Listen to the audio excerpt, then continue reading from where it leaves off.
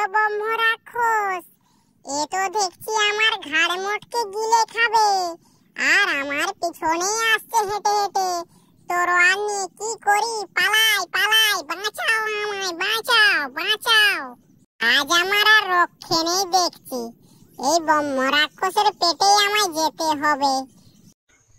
এক জঙ্গলে বাস করত এক বিশাল ব্রহ্ম রাক্ষস, আর তার পাশেই বসবাস করত এক গাছের কোটরে সেই ছোট্ট টুনটুনি পাখি।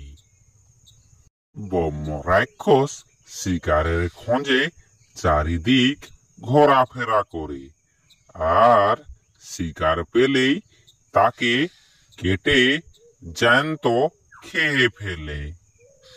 তার ভয়ে এই জঙ্গলে কেউ ঢোকার সাহস করে না, কেবল দু চারটা পাখি ছাড়া। কারণ পাখি তো আর মাটিতে চলে না, পাখিও তো আকাশে ওড়ে। আর এদিক ওদিক ঘোরার পর ব্রহ্ম রাক্ষস কোনো শিকারই পায় না। তারপর আবার শিকার খুঁজতে শুরু করে আর বলে, শিকার পাই না, শিকার পাই না। সকাল থেকে আমি কিচ্ছু খাই না। যেখানে শিকার পাবো সেখানেই শিকার খাবো। আর আজকে খেতে হবে আমায় ওই কোনো পাখির মাংস, কিংবা খাবো বনের কোনো শুয়োরের মাংস। টুনি গাছের কোটরে বসে বসে ভাবতে লাগে, কারণ টুনির ডানায় চোট লেগেছে, তাই টুনি উড়তে পারে না। আর টুনির বাড়িতে খাবার দাবার কিছুই নেই, সব কিছুই শেষ হয়ে গেছে। ছোট্ট টুনটুনি পাখি মনে মনে ভাবে যে সে কোথায় খাবার পাবে। কোথায় যাই আর কি যে করি আমি কোনো ভেবেই পাচ্ছি না। খিদার জ্বালায় আমার পেট পুরো ছটফট করছে। কিছু তো আমায় খেতে হবে, খুব খিদে লাগছে। যাই এবার পায়রা ভাইয়ের কাজ যাই, যদি কিছু আমায় খাবার দেয়। ওর যখন খাবার থাকে না তখন আমি ওকে খাবার দিয়েছিলাম। ছোট্ট টুনটুনি পাখি এক সময় পায়রা ভাইয়েরও খাবার ছিল না, তখন তাকে অনেক খাবার দিয়ে সাহায্য করেছিল। এখন টুনটুনির বাড়িতে খাবার নেই, তাই সে পায়রা ভাইয়ের বাড়িতে চলে গেল। যাই যাই, ঘরের ভিতরে গিয়ে একটু আরাম করি। অনেক খাবার খেয়েছি আমি। তারপর সেই ছোট্ট টুনটুনি পাখি হাঁটতে হাঁটতে পায়রা ভাইয়ের বাড়িতে পৌঁছে গেল আর বলতে শুরু করলো, ও পায়রা ভাই, পায়রা ভাই, বাড়িতে আছো নাকি? ও পায়রা ভাই, বাড়িতে আছো? ভাই তো দেখছি কোনো সাড়া শব্দই করছে না, কে জানে বাড়িতে আছে কি না। এখন আবার আমায় অসময়ে কে ডাক দেয়? পায়রা ভাই বলে, দেখি তো গিয়ে কে এসেছে আমার বাড়ির পাশে। তারপর পায়রা ভাই বাড়ির বাইরে এলো। কি রে টুনি, কি হয়েছে?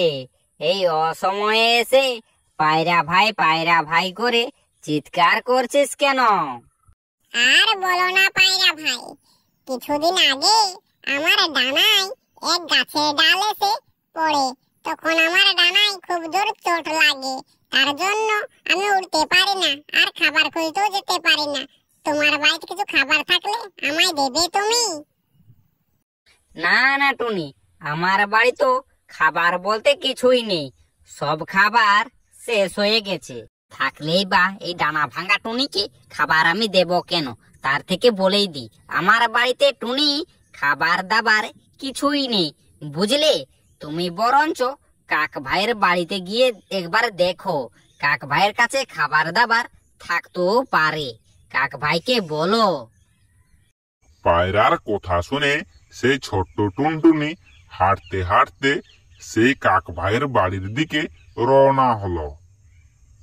যাই এবার আমি, কাক ভাইয়ের বাড়িতে গিয়ে দেখি যদি কিছু খাবার দেয়। হেঁটে হেঁটে টুনটুনি পাখি যেতে যেতে তারপর কাক ভাইয়ের বাড়িতে টুনি পৌঁছে গেল। টুনির খুব কষ্ট, ডানায় ব্যথা, তার সঙ্গে হাঁটতে হাঁটতে তারা পায়েও ব্যথা করে গেছে। ভাই, কাক ভাই, বাড়িতে আছো?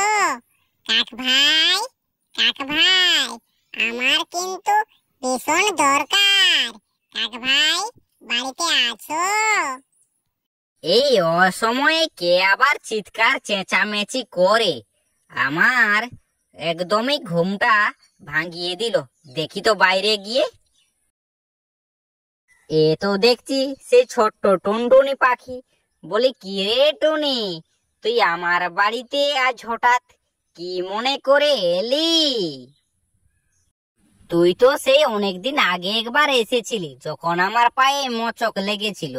তখন আমায় তুই খাবার এনে দিতিস, কিন্তু আজ হঠাৎ কি মনে করে আমার বাড়িতে? আর বলো না কাক ভাই, আমার ডানায় খুব জোর চোট লেগেছে, তাই খাবার খুঁজতে যেতে পারি না। যদি তোমার কাছে কিছু খাবার আছে তাহলে তুমি আমায় দেবে? এই টুনিকে আবার কি বলি?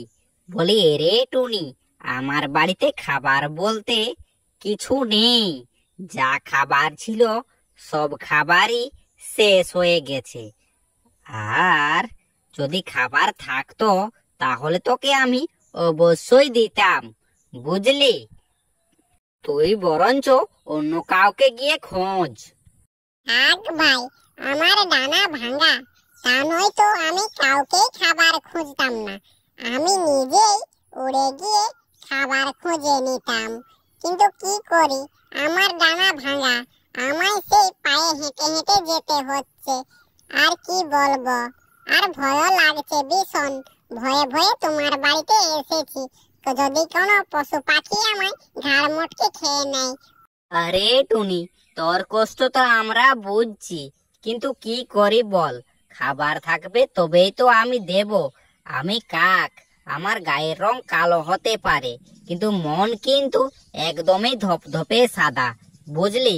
খাবার থাকলে তোকে আমি অবশ্যই দিতাম। বিশ্বাস না হয় তো আমার ঘরে ঢুকেই দেখ। কাক ভাইয়ের বাড়িতে এসে আমি খাবার পেলাম না। মনের দুঃখে টুনটুনি পাখিও চলে গেল। এখন পায়রা ভাইয়ের বাড়িতেও খাবার ছিল না, তখন আমি দিয়েছি। কাক ভাইয়ের বাড়িতেও খাবার ছিল না, আমি দিয়েছি। আজ আমার বাড়িতে খাবার নেই, আমাকে কেউ একটা দানা দিল না, তাই জঙ্গলের ভিতরে। তারপর সে ছোট্ট টুনটুনি পাখি ডানা ভাঙা অবস্থায় বনের ভিতরের দিকে হাঁটতে হাঁটতে খাবার খুঁজতে যেতে লাগলো। আর ওই জঙ্গলেই ঘুরতেছিল খাবারের সন্ধানে এক বিশাল ব্রহ্ম রাক্ষস। হেঁটে হেঁটে ঘুরছিল পুরো জঙ্গল খাবারের সন্ধানে। আর ব্রহ্ম রাক্ষসের রাস্তা দিয়ে হেঁটে হেঁটে যাচ্ছিল সেই আমাদের ছোট্ট টুনটুনি পাখি। ছোট্ট টুনটুনি পাখি এটা জানতো না যে তার বিপদ সামনে দিয়েই হেঁটে হেঁটে আসছে। তার ওরে বাবা, কি বড় ব্রহ্ম রাক্ষস! এ তো দেখছি আমার ঘাড় মোটকে গিলে খাবে। আর আমার পিছনেই আসছে হেঁটে হেঁটে। তরোয়াল নিয়ে কি করি, পালাই পালাই, বাঁচাও আমায়, বাঁচাও বাঁচাও। আজ আমার আর রক্ষে নেই দেখছি। এই ব্রহ্ম রাক্ষসের পেটেই আমায় যেতে হবে। আর খিদের জ্বালায় হাঁটতেও তো আমি পারছি না, কি করি? আর এই ভাঙা ডানা নিয়ে আমি উড়তেও পারছি না। এই ছোট্ট টুনটুনি পাখির মাংস খাবো। এই ব্রহ্ম রাক্ষস তো টুনটুনি পাখিকে গিলে খাবে দেখছি। এক সময় এর সঙ্গে আমার ঝগড়া হয়েছিল, কিন্তু এ আমার বন্ধু তো বটে। যাই, ওকে গিয়ে বাঁচাতে হবে দেখছি। তারপর গোলাপি টুনটুনি পাখি ওই ছোট্ট টুনটুনি পাখিকে বাঁচাতে গেল। আরে টুনটুনি, তোকে কে বাঁচাই, তোকে তো আমি গিলে খাবো। এই তো ছোট্ট টুনটুনি পাখিকে ধরে নিয়ে তাড়াতাড়ি উড়ে পালাতে হবে দেখছি। ব্রহ্ম রাক্ষস ধরতে পারলে আর রক্ষে নেই। আরে আমার মুখের মাংস উড়ে যাচ্ছে দেখছি, পালাচ্ছিস কোথায়? তোদের দুজনকে গোড়া টিপে মেরে ফেলে তোদের রক্ত চুষে খাবো। গোলাপি টুনটুনি পাখি তাকে ধরে নিয়ে উড়ে চলে গেল তার বাসার দিকে। যদি ঠিক সময় না আসতে তাহলে ওই ব্রহ্ম রাক্ষস আমার রক্ত চুষে খেত আর আমার হাড়গুলোকে চিবিয়ে খেত।